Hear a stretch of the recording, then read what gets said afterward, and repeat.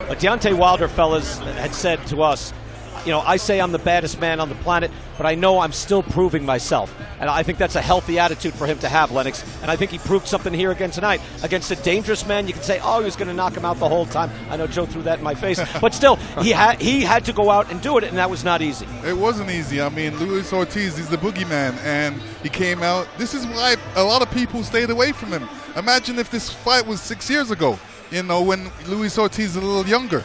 But, you know, he tried the best today, and Deontay came out, showed his power, showed his strength, showed that he's getting a lot wiser in the ring, and he knows how to figure people out. He knows that he needs to soften them up first and then take them out, not just go out there and take them out.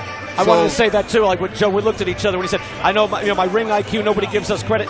No, we just did give you credit, right? That ring IQ, he is learning, he's getting better. He started boxing at 19, that is extraordinarily difficult. Just to get into the Olympics and win a bronze medal at that late start is just incredible. It shows you what he's made of. But I just want to make one point.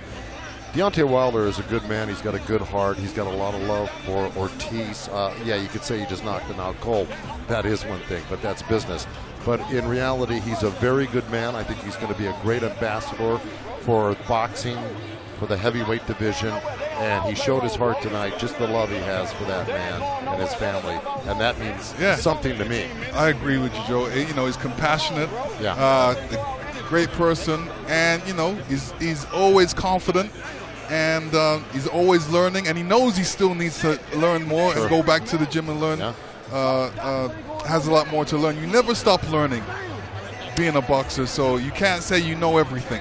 And I think it's very healthy the way he spoke after the fight, too. Look, Tyson Fury in February. It'll be Fury and Wilder again. And right now, Andy Ruiz has those belts. Andy Ruiz, Anthony Joshua, the rematch December 7th in Saudi Arabia.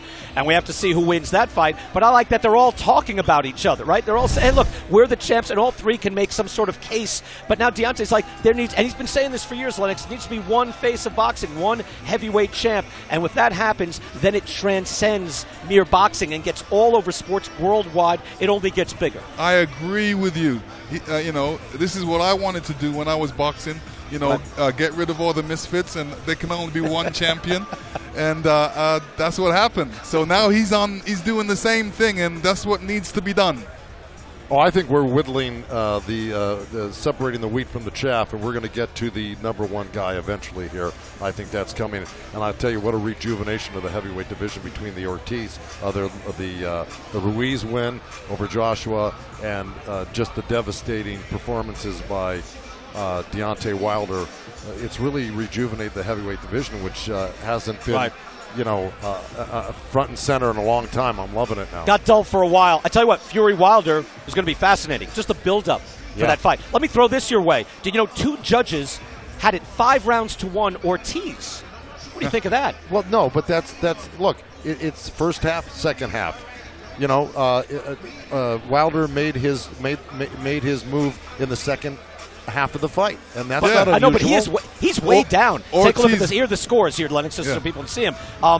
He is way down. I know he stopped it with 1 shot, but you're flirting with disaster here. Yeah, but no, Ortiz had to get it going early. You know, he couldn't sit back and wait. You know, last fight he smelt it. He was close. So If we both knew it's not going to be a decision. So you got to figure there's going to be a knockout along the way. Then you're going to say, well, who's the favorite to knock whom out? It's got to be Wilder, and that's what happened. Relive this one for a second, because I think it's well worth reliving, especially the walkout. What about the walkout? It started as dramatically as it finished. It was incredible. I mean, Luis Ortiz's walkout, tamer by comparison. But this is like a movie. Look, that was a build-up, though. Like, he finally completed the wardrobe of Shredder from Ninja Turtles. The orchestra going on. But look, all I remember before the fight, somebody did say it wouldn't end. It would not go before the end of the 7th. End of the 7th wouldn't happen. Somebody looked like Karnak. And this is where we got through the entire fight. We had just from time to time we got a flurry here and there, but it was like light snowstorms. It was really light snow. And then, you know, we'll stay with the light snow. This is the third round. 3, successful for Luis Ortiz in this as well. We saw a big left hand, a big body shot from him. He controlled the fight by moving both left and right, mixing up both the right hand and the left hand. He was throwing the overhand left, straight lefts to the body. I'm thinking, okay, maybe these straight lefts are going to catch up at some point. You know, and I personally think it was controlled a lot by Luis Ortiz through the majority of the fight. But he was setting traps. You can see that. He was setting traps, and then Deontay decides to start using his jab instead of pawing with it. He decides to actually start using it and try to measure him up, like he just said, and find his range and his distance. Here comes the 7th round. 7th round. This is the final one exchange from both fighters here. It started to heat up just a little bit.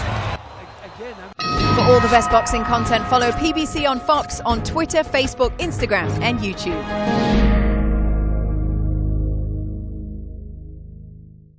Thank you for watching. Well, if you enjoyed that clip, make sure you click somewhere around here and subscribe. From fight highlights to exclusive interviews, we have got everything you need as a boxing fan right here on PBC on Fox.